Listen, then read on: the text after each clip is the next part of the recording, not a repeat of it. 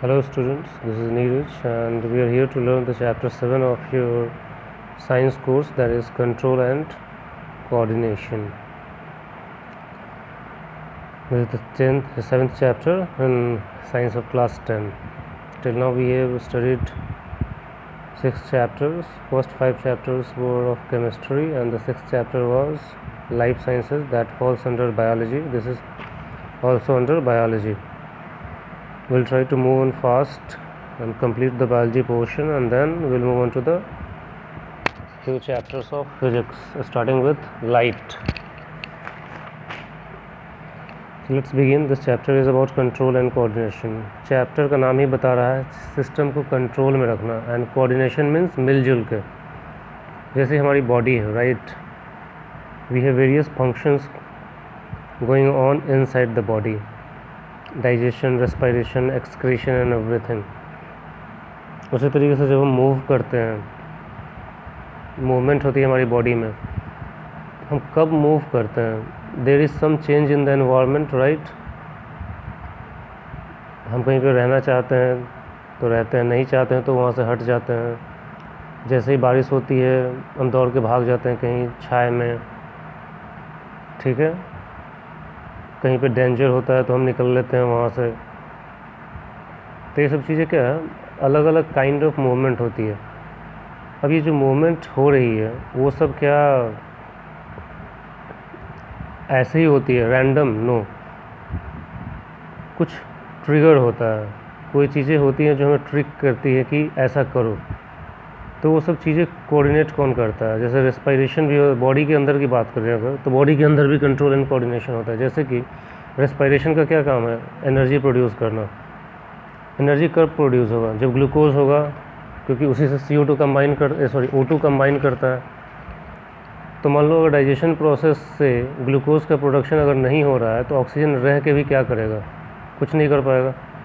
We need the substrate glucose, जिस पे कि O2 काम करता है और फिर एनर्जी प्रोड्यूस करता है. तो ये डाइजेशन एंड रेस्पिरेशन जो है, they have to be in coordination, एक दूसरे के साथ मिल के काम करना होगा. Digestion has to have produce glucose, only then oxygen can combine and produce energy. तो वो भी कोऑर्डिनेशन है, मिल के काम कर रहे हैं. उसी तरीके से बॉडी में भी हम लिविंग ऑर्गेनिजम्स जो होते हैं मूवमेंट्स होकर, जैसे कि प्लांट्स के केस में देखोगे, जिधर सनलाइट होता है उधर उसकी तरफ ब्रांचेस ज़्यादा मूव करती हैं, ठीक है, ग्रो करती हैं लाइट की तरफ. रूट्स जो होता है ज़मीन की तरफ मूव करता है, अंदर की तरफ, क्योंकि उसे पानी खींचना होता है. तो डिफरेंट काइंड ऑफ मूवमेंट्स होते हैं हमारी बॉडी में, और उस सब के सब होते हैं कुछ रिस्पॉन्स में, ट्रिगर के रिस्पॉन्स में जो एनवायरनमेंट में मौजूद होता है. तो इसका मतलब क्या है कि सारे मूवमेंट जो होते हैं कंट्रोल्ड होते हैं, कुछ भी रैंडम नहीं होता है ऐसे ही. अभी जो मूवमेंट हो रहे हैं इसको कंट्रोल करने के लिए ऑफ कोर्स कुछ सिस्टम होना चाहिए, तभी तो कंट्रोल कर पा रहे हैं. अगर एक प्रॉपर सिस्टम नहीं होता तो क्या हम कंट्रोल कर पाते? नहीं कर पाते. तो चाहे प्लांट हो या एनिमल्स हो, सब में कंट्रोल करने के लिए सिस्टम मौजूद है, जिसे हम क्या कहते हैं, न्यूरल सिस्टम या नर्वस सिस्टम कहा जाता है in case of animals. Plants के केस में ऐसा कोई नर्वस सिस्टम स्पेशलाइज्ड नहीं होता है, लेकिन फिर भी उनके अंदर कंट्रोल एंड कोऑर्डिनेशन मौजूद होता है. चीज़ें वहाँ भी रैंडमली कंट्रोल नहीं होता है, सीक्वेंस में कंट्रोल होती है. तो वहाँ पे क्या सिस्टम होता है हम देखेंगे. तो हम सबसे पहले बात करेंगे नर्वस सिस्टम की, एनिमल्स के केस में, जो कंट्रोल एंड कोऑर्डिनेशन का काम करता है. तो कंट्रोल एंड कोऑर्डिनेशन के काम के लिए सिर्फ नर्वस सिस्टम ही नहीं है, एंडोक्राइन सिस्टम होता है, मस्कुलर सिस्टम होता है. एंडोक्राइन सिस्टम होता है जो हार्मोन सिक्रीट करता है, जैसे कि insulin, growth hormone. Nervous system में क्या आता है? Brain, spinal cord. ये जो देखते हैं हम लोग, कभी कभी हम लोग टच करते हैं गर्म में गर्म चीज़ें बहुत ज़्यादा, तो तुरंत हाथ हटा लेते हैं. तो वो सब चीज़ें नर्वस सिस्टम कंट्रोल, वो भी क्या है, कंट्रोल कर रहा है हमारी बॉडी को. मस्कुलर सिस्टम, मसल्स वगैरह का मूवमेंट, जब हम दौड़ते हैं, भागते हैं, मूवमेंट्स वो करते हैं, सारे मिल के कंट्रोल एंड कोऑर्डिनेशन का काम करते हैं, ठीक है. तो अभी जैसे मैंने एग्जांपल दिया कि जैसे भी हम कभी किसी गर्म चीज़ को टच करते हैं तो हम तुरंत हाथों को हटा लेते हैं. हम ठंडा भी फील करते हैं, अगर बर्फ़ भी है बहुत ज़्यादा, आइस, तो भी हम हाथ हटा लेते हैं. टेस्ट, बहुत सारी चीज़ें हम सेंस कर सकते हैं, फील कर सकते हैं. ये क्यों पॉसिबल है?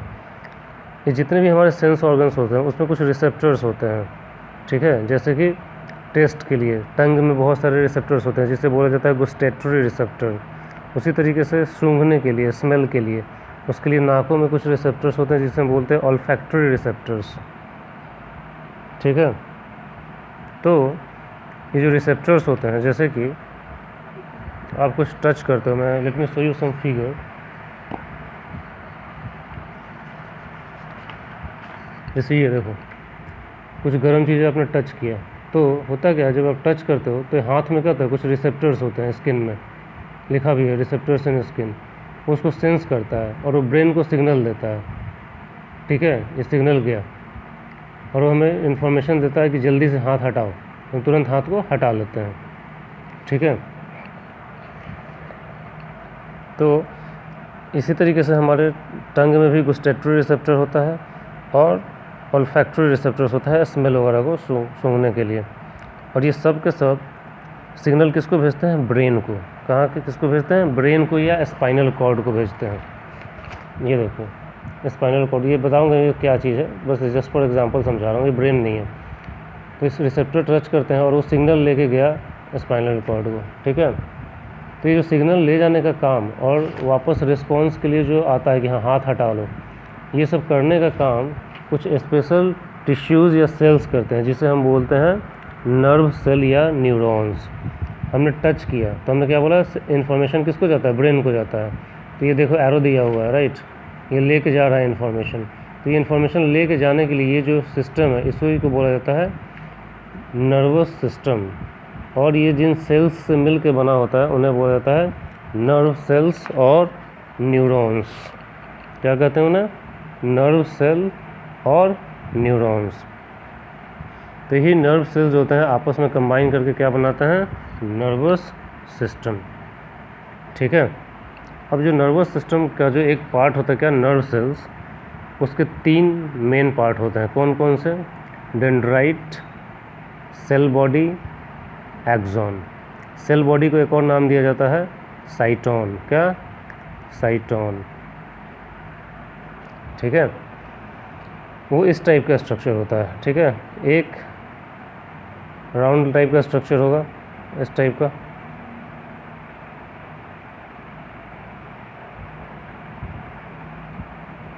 फिर उससे एक लंबा टर्मिनल निकला होगा और इस पे बहुत सारे थ्रेड लाइक स्ट्रक्चर होता है। ठीक है, ये दिखाया मैंने यहाँ पर। तो ये जो सर्कुलर लगभग स्ट्रक्चर है इसको बोला जाता है सेल बॉडी या साइटोन। सेल बॉडी या साइटोन। इससे जो ये हेयर लाइक स्ट्रक्चर निकल रहे हैं उसे बोला जाता है डेंड्राइट या डेंड्रॉन। डेंड्राइट या डेंड्रॉन। ये जो सेल बॉडी है साइटोन, इसके अंदर एक सेंटर में न्यूक्लियस होता है। क्या होता है, सेंटर में एक न्यूक्लियस होता है। ठीक है, उसके अलावा कुछ सॉलिड पार्टिकल्स दिखते हैं अलग से। क्या दिखते हैं, कुछ और डिफरेंट पार्टिकल्स दिखते हैं। इन पार्टिकल्स को बोला जाता है Nissl's granules. NISSLS, Nissl's granules. ठीक है, और इसी सेल बॉडी से एक तरफ इसके क्या है, छोटे छोटे हेयर लाइक स्ट्रक्चर निकले हुए हैं जिसे डेंड्राइट बोलते हैं। सेंटर में न्यूक्लियस होता है, इस पूरे स्ट्रक्चर को सेल बॉडी बोलते हैं। तो एक तरफ से तो क्या है, ये छोटे छोटे हेयर लाइक स्ट्रक्चर डेंड्रॉन्स निकल रहा है, और दूसरा तरफ से एक लंबा सा स्ट्रक्चर आता है एकदम थ्रेड लाइक स्ट्रक्चर जिससे बोला जाता है टोटली एक्सॉन। क्या बोलते हैं, एक्सॉन। अब ये जो एक्सॉन होता है ऊपर से घिरा होता है फैट के लेयर से। किससे, फैट के लेयर से, जो कि कंटिन्यूस नहीं होता है। आया फिर टूटता है, फिर स्टार्ट होता है, फिर स्टार्ट होता है, टूटता है, फिर स्टार्ट होता है। ये फैट के लेयर से ढका होता है। उस फैट के लेयर को बोला जाता है माइलिन शीथ। क्या बोलते हैं, माइलिन शीथ। और उसके एंड पे फिर हेयर लाइक स्ट्रक्चर निकला रहता है। क्या, हेयर लाइक स्ट्रक्चर, जिसे हम बोलते हैं एक्सॉन एंडिंग। क्या बोलते हैं, एक्सॉन एंडिंग। अब देखो हम क्या बोले कि नर्वस सिस्टम जो होता है इसी तरीके नर्व सेल्स से मिलकर बना होता है, जो कि आपस में कनेक्टेड होते हैं। हमने पढ़ा ना, सेल्स मिलकर टिश्यूज़ बनाते हैं। तो हम नर्वस टिश्यू की बात करें, नर्वस सिस्टम की, तो ये एक नर्व सेल का स्ट्रक्चर होता है। 3 मेन पार्ट होते हैं, सर्कुलर पार्ट जिसको बोला जाता है सेल बॉडी या साइटोन, उसके सेंटर में न्यूक्लियस होता है और उसी से हेयर लाइक स्ट्रक्चर निकले होते हैं बाहर की तरफ, उसे बोलते हैं डेंड्राइट। और एक एंड से उसके लंबा थ्रेड लाइक स्ट्रक्चर निकलता है, दैट इज़ कॉल्ड एक्सॉन। और ये जो एक्सॉन होता है फैट के लेयर से ढका होता है, उसे बोला जाता है माइलिन शीथ। लेकिन ये लेयर कंटिन्यूस नहीं होता है, बीच बीच में टूटता रहता है, थोड़ा सा हुआ फिर टूटा फिर स्टार्ट होता है। तो ये जो ब्रेक होता है, ब्रेक पॉइंट होता है, उसे बोलते हैं nodes of Ranvier, nodes of Ranvier. और फिर इस एक्सॉन के एंड में भी फिर थ्रेड लाइक स्ट्रक्चर होता है, that is called axon ending. अब हम क्या बोलें, बहुत सारे नर्व सेल्स आपस में कंबाइन करें तो टिश्यूज़ बनाता है, तो ये एक नर्व सेल हुआ। इसी तरीके से फिर इसके नीचे दूसरा होगा, ठीक है। तो मान लो ये दूसरा नर्व सेल्स है, ठीक है।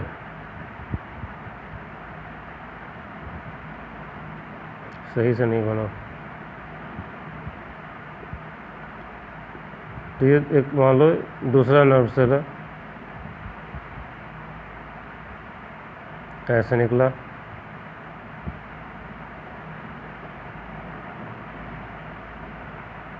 फिर इससे इसी तरीके से हेयर लाइक स्ट्रक्चर निकले रहता है, डेंड्राइट, जो यहाँ से निकला हुआ, ठीक है। ये फिर न्यूक्लियस होता है।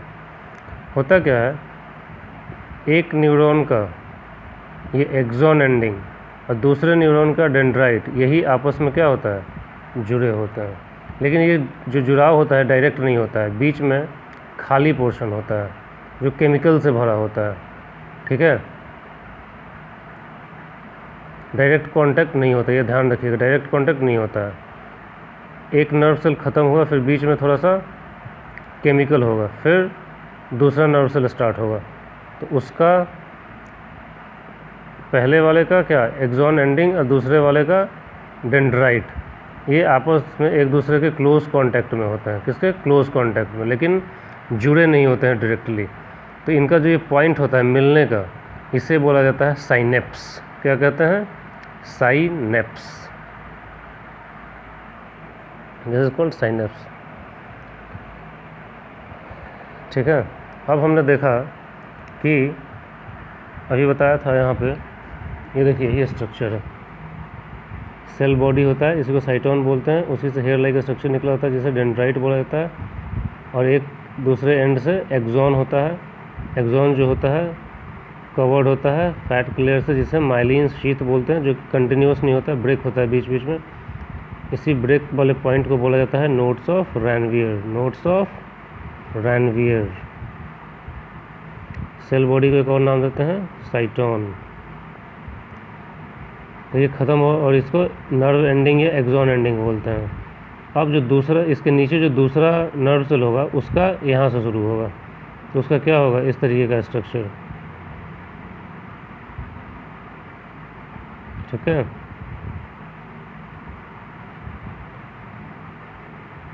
इसी तरीके से ये जुड़े होंगे आपस में, तो ये जो है इसका ये निकला रहेगा हेयर लाइक स्ट्रक्चर, डेंड्राइट निकला रहेगा, और फिर इसका ये निकला हुआ है एक्सॉन वगैरह।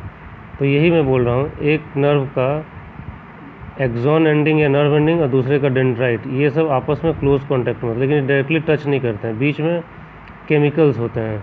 इस केमिकल को बोला जाता है एसिटाइल कोलिन, एसिटाइल कोलिन, ठीक है।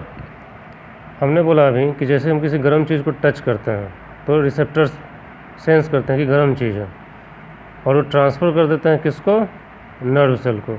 तो जब इन्फॉर्मेशन को ट्रांसफ़र किया जाता है तो वो जाता है सबसे पहले किसको, डेंड्राइट को। तो डेंड्राइट्स जो होते हैं सिग्नल को रिसीव करते हैं, फिर उसे पास कर देते हैं सेल बॉडी को एनालिसिस के लिए, सेल बॉडी को एनालिसिस। तो ये इन्फॉर्मेशन आया डेंड्राइट के पास, ये पास किया किसको, इसको, ठीक है।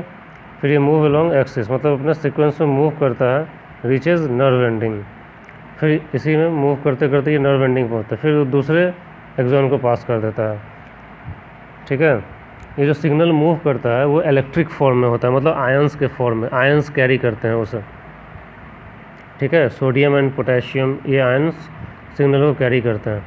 नर्व एंडिंग तक आते आते वो सिग्नल क्या होता है, इलेक्ट्रिकल ही होता है।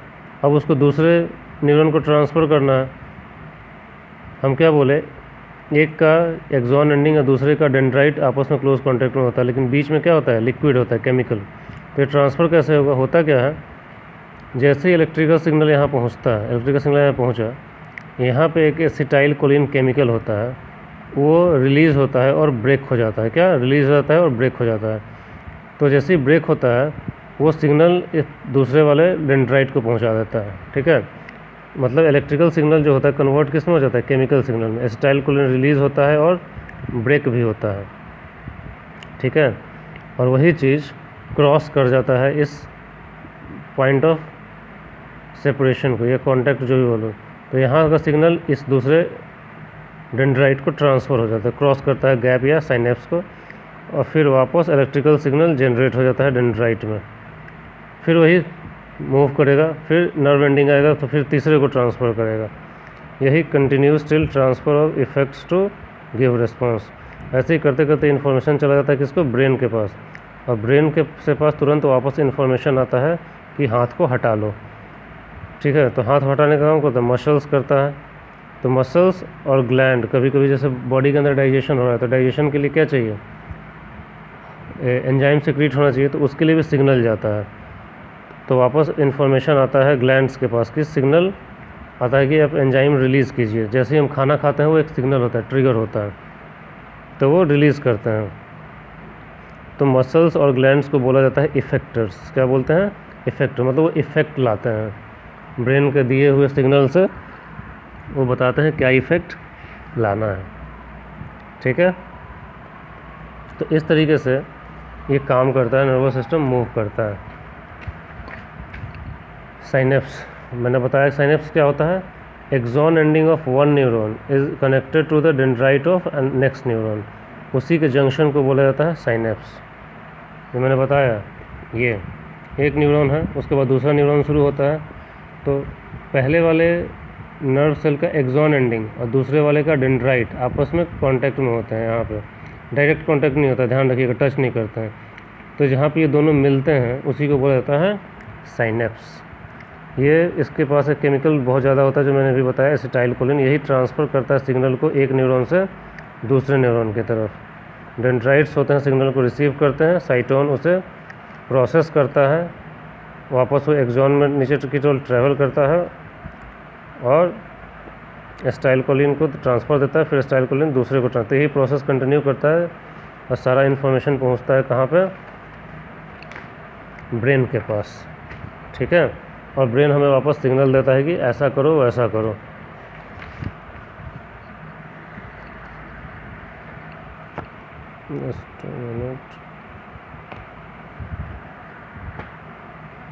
Next is reflex action. Reflex action क्या होता है, रिफ्लेक्स एक्शन जो होता है वो सडन एक्शन होता है। ठीक है, जैसे मैंने बताया अभी एक एग्जांपल जो दिया था मैंने, क्या था, गर्म चीज़ को टच करते हो जैसे ही तुरंत हाथ हटा लेते हैं। ठीक है, कभी कभी हम ये भी देखते हैं कि बहुत ही टेस्टी खाना आता है तो लोगों का माउथ में वाटर आने लगता है, माउथ की वाटरिंग शुरू हो जाती है, सलाइवेशन स्टार्ट हो जाता है। ये सब एक्शंस जो सडन होते हैं, एकाएक होते हैं अपने आप, in response to something in the environment, उससे ही बोला जाता है रिफ्लेक्स। ठीक है, the reflex actions are the sudden actions which occurs in response to some changes in the environment. Pulling of hands when hot object is touched, jumping off a bus in emergency। ये क्या होता है, गाड़ी घोड़े से हम लोग कभी इमरजेंसी होती है तो अपने आप तुरंत जंप कर जाते हैं, हम सोचते नहीं कि जंप करना चाहिए या नहीं करना, एक दिमाग में आता है जंप कर जाओ, जंप कर जाते हैं। खाना देखने पे, टेस्टी खाना, सैलिवेशन होता है। ठीक है, सैलिवेशन, तो ये सब एक्शंस क्या कहलाते हैं, रिफ्लेक्स एक्शंस कहते हैं। तो ये सब कैसे कंट्रोल होते हैं। ठीक है, इन ये जो रिफ्लेक्स एक्शंस होते हैं इसको कंट्रोल करने के लिए हमारे पास एक आर्क मौजूद होता है, एक सिस्टम मौजूद होता है जिसे हम बोलते हैं रिफ्लेक्स आर्क। क्या बोलते हैं, रिफ्लेक्स आर्क। तो ये सब ऐसा एक्शन है, क्या है यहाँ पे, हमें बहुत ज़्यादा सोचने का टाइम नहीं होता। ऐसा नहीं कि आप गर्म चीज़ों पे हाथ रखे रहते हो और सोचते हो कि मुझे हाथ हटाना चाहिए या नहीं हटाना चाहिए, ऐसा होता है नहीं। बहुत गर्म होगा तुरंत हाथ हटा देते हैं, मतलब क्या वो बिना सोचे हुए है। तो हम जानते हैं कि हमारा ब्रेन क्या करता है, सोच समझ के डिसीजन लेता है।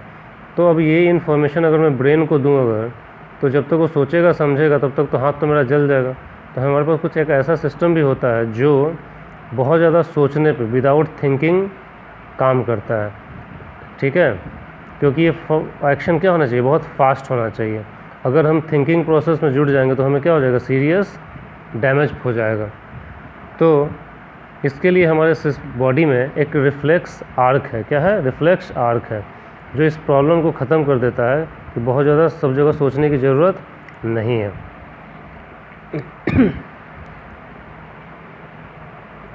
ठीक है, रिफ्लेक्स आर्क बनाता है हमारा बॉडी। होता क्या है, हमने क्या बोला कि हमारा ब्रेन सोच समझ के डिसीजन लेता है, लेकिन जब हम किसी गर्म चीज़ को टच कर दें, ठीक है, अपने आप सेलेब्रेशन स्टार्ट हो जाता है। इमरजेंसी कंडीशन में हम तुरंत बस से, गाड़ी से, किसी चीज़ से कूद जाते हैं, हम सोचते नहीं हैं उस समय। लेकिन ब्रेन क्या करता है, सोच समझ के काम लेता है। तो एक ऐसा सिस्टम होना चाहिए हमारी बॉडी में जो तुरंत रिएक्शन दे। तो इन सब सिचुएशंस में जो हम तुरंत एक्शन लेते हैं, वो सब एक दूसरे नर्वस सिस्टम में एक पार्ट है रिफ्लेक्स आर्क, उससे ये पॉसिबल है। अब देखो होता क्या कि हमारे बॉडी के जो क्या है, ब्रेन है प्लस स्पाइनल कॉर्ड भी है। स्पाइनल कॉर्ड क्या होता है, हमारे स्पाइनल रीढ़ की हड्डी से जो निकलते हैं नर्व सेल्स, वो सब हमारे गर्दन के रीजन पे मीट करते हैं ब्रेन में घुसने से पहले, राइट। पीछे की से आप देखोगे स्पाइनल कॉर्ड होता है, रीढ़ की हड्डी जिसे आप बोलते हैं स्पाइनल, उसके अंदर बहुत सारे नर्व्स मौजूद हैं। नर्व सेल्स जो भी हम बात कर रहे थे, वो सब ब्रेन में जाने से पहले इकट्ठा होते हैं गर्दन के रीजन में पीछे। अभी मैं आपको जो फिगर दिखा रहा था, that was the figure of reflex arc. Suppose करो कोई गर्म ऑब्जेक्ट है, ठीक है, गर्म ऑब्जेक्ट को आपने टच किया, तो टच करते हैं तो वो तुरंत इन्फॉर्मेशन चला जाता है किसको, स्पाइनल कॉर्ड को। किससे बोलते हैं, स्पाइनल कॉर्ड को चला जाता है। टच किया, रिसेप्टर ने टच किया, सिग्नल जाएगा स्पाइनल कॉर्ड को। जो नर्व सिग्नल को ले के जाता है रिसेप्टर से स्पाइनल कॉर्ड की तरफ, उससे बोला जाता है सेंसरी न्यूरॉन। क्या बोलते हैं, सेंसरी। वो सेंस करता है, गया यहाँ पे, तुरंत डिसाइड होता है इसी स्पाइनल कॉर्ड में क्या करना चाहिए, हाथ हटाना चाहिए, ठीक है। तो वो इन्फॉर्मेशन भेजता है हाथ के पास कि हाथ हटाओ। तो उस इन्फॉर्मेशन को जो ले के जाता है उससे बोला जाता है मोटर न्यूरॉन। क्या बोलते हैं, मोटर न्यूरॉन। हमने गर्म चीज़ को टच किया, रिसेप्टर ने फील किया गर्म है, तो तुरंत इन्फॉर्मेशन भेजता है स्पाइनल कॉर्ड को। तो जो नर्व ले के जाता है उसे बोला जाता है सेंसरी न्यूरॉन। ये स्पाइनल कॉर्ड तक पहुंचाता है। अगर कोई इन्फॉर्मेशन ब्रेन तक जाएगा तो वो भी सेंसरी न्यूरॉन ही लेके जाता है, ये ध्यान रखिएगा। अब यहाँ पे प्रोसेसिंग हुआ उसका, ठीक है, कि भैया हाथ हटाइए, जल्दी हाथ हटाइए, प्रॉब्लम है। तो ये इन्फॉर्मेशन स्पाइनल कॉर्ड हाथ को भेजता है। तो ये इन्फॉर्मेशन जो ले के हाथ तक जाता है रिसेप्टर तक, उसे बोला जाता है मोटर न्यूरॉन। क्या, मोटर न्यूरॉन। और वो हमारे मसल्स वगैरह को सिग्नल देता है कि हाथ को हटाइए, तो हम हाथ मोड़ते हैं। तो मसल इज कॉल्ड इफेक्टर। वो जो आया इन्फॉर्मेशन, उसको इफेक्ट में लाया, वो उसका असर आया, क्या, मसल्स का मूवमेंट हुआ, हमने हाथ को हटा लिया। तो मसल्स को बोला जाता है इफेक्टर्स। क्या बोलते हैं, इफेक्टर। और ये जो सिस्टम तैयार हुआ रिसेप्टर का, सेंसरी न्यूरॉन का, मोटर न्यूरॉन का और इफेक्टर का, इस सिस्टम को बोला जाता है रिफ्लेक्स आर्क। क्या कहते हैं, रिफ्लेक्स आर्क। तो ये हमें हेल्प करता है कुछ ऐसे डिसीजंस को लेने में जो फास्ट होते हैं, तुरंत लेना होता है हमें, हमारे पास सोचने समझने का टाइम नहीं होता। लेकिन ख़ास बात ये होती है कि जब ये एक्शन हो जाता है या हो रहा होता है, तो बाद में इस चीज़ की जानकारी ब्रेन को भी दी जाती है, ठीक है। इन्फॉर्मेशन को ब्रेन को पास कर दिया जाता है ताकि वो इस चीज़ को मेमोरी में रखता है कि अगली बार जब ऐसा एक्शन हो तो और जल्दी रिस्पॉन्स देना है। तो ये एक्शन जो रिफ्लेक्स आर्क होता है, ये एक्शन कैरी करने का काम ब्रेन नहीं करता है। कौन करता है, स्पाइनल कॉर्ड करता है। CNS मतलब सेंट्रल नर्वस, मैं बताऊंगा आगे। लेकिन ये एक्शन हो जाने के बाद ये स्पाइनल कॉर्ड जो इन्फॉर्मेशन थोड़ा ब्रेन को भी भेज देता है। कि ऐसा हुआ है और आप ध्यान रखिए कि ऐसा कंडीशन फिर से अराइज हो तो यही काम करना है। और इसी सिस्टम को बोला जाता है रिफ्लेक्स आर्क। तो रिफ्लेक्स आर्क में क्या क्या होता है? Components of reflex arc: receptor, sensory neuron, spinal cord, motor neuron, effector. ठीक है। बीच में है एक रिले न्यूरॉन। रिले का मतलब क्या होता है? दौड़, ट्रांसफ़र। तो जो लेके आया था नर्व सिग्नल को लेके, वो वापस सिग्नल देता है हटाने वाले को, तो रिले करता है, मतलब ट्रांसफ़र करता है। तो बीच में जो न्यूरॉन्स मौजूद होते हैं उन्हें बोला जाता है रिले न्यूरॉन। जो सिग्नल लेके आया था उससे न्यूरॉन, तो सिग्नल हटाने के लिए जो सिग्नल न्यूरॉन लेके जा रहा है उसको ट्रांसफ़र किया जाता है, इसी को बोला जाता है रिले न्यूरॉन। बीच में जो सेंसरी न्यूरॉन और मोटर न्यूरॉन को कनेक्ट करता है। तो दिस इज रिफ्लेक्स आर्क।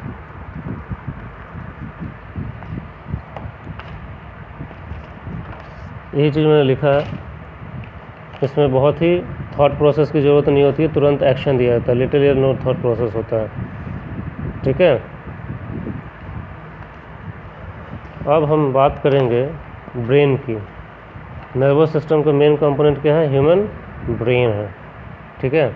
तो brain is the main coordinating organ जो हमारे थिंकिंग प्रोसेस को कंट्रोल करता है, सोच समझ के, और मल्टीपल कनेक्शंस होते हैं उसमें। अब ह्यूमन नर्वस सिस्टम जो होता है 3 पार्ट में डिवाइड होता है: central nervous system, peripheral nervous system, autonomic nervous system.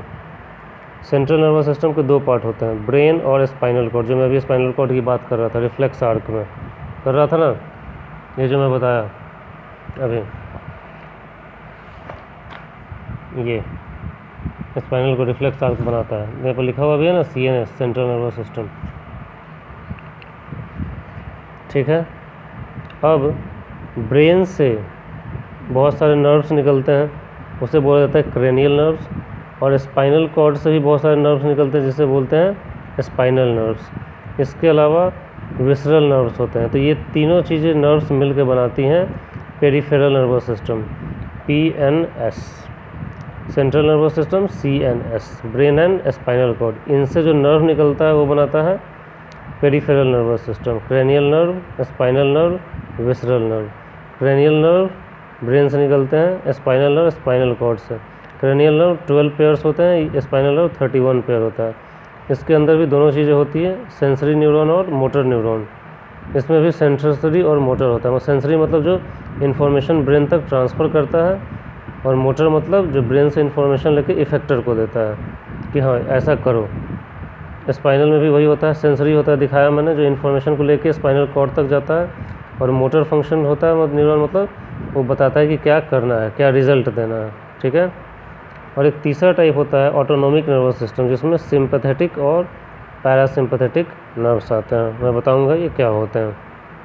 तो ये डिवीज़न आपको याद रखना है। न्यूरॉन्स मैंने बताया 2 टाइप के जनरली होते हैं। कौन सा? सेंसरी न्यूरॉन्स, जो सिग्नल को कैरी करते हैं सेंसरी ऑर्गन्स तक, मतलब कि ब्रेन या स्पाइनल कॉर्ड तक। और ये इम्पल्स को, जो ब्रेन और स्पाइनल कॉर्ड का जो रिस्पॉन्स होता है, उसको लेके जाते हैं इफेक्टर तक। तो ये क्या कर दिया, जैसे मान लो ये ब्रेन है मेरा, ठीक है, ये ब्रेन है, तो इसको इन्फॉर्मेशन लेके जाना है, तो इन्फॉर्मेशन ये लेके गया तो वो कहलाता है सेंसरी, और ये इफ़ेक्ट देता है कि ऐसा एक्शन करना है। ठीक है। तो ये कहलाता है मोटर न्यूरॉन है ये। ठीक है। So let me close this video. हम लोग दूसरे वीडियो में स्टार्ट करेंगे ब्रेन के बारे में पढ़ना है हमें। ठीक है। Thank you.